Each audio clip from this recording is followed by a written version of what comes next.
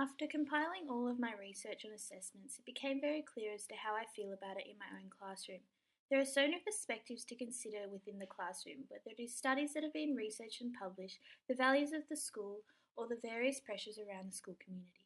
One of these said pressures is standardised testing, a constant debate amongst many stakeholders as to their purpose and benefits.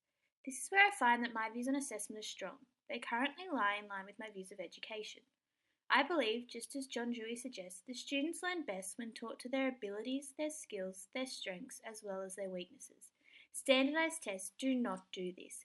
The pressure of ranking then influences teachers to test to the test, not the abilities or skills or even interest of their students. Within my most recent placement, I was required to plan a pre-assessment math test to gain an idea of what level of understanding they were at. My view of assessment helped to influence how I did this. Students were in a one-on-one setting and were able to explain their thinking behind each answer that they gave. Another positive of this was that students received instant feedback throughout the test. I believe that this timely verbal feedback, as influenced by Black and Williams, is crucial to students having positive experience with their own assessment and learning and helping them to find the motivation to reach their own learning goals. Whereas standardized tests lack the use of timely feedback, and students don't see any written feedback other than a ranking, which causes a negative impact on their overall learning.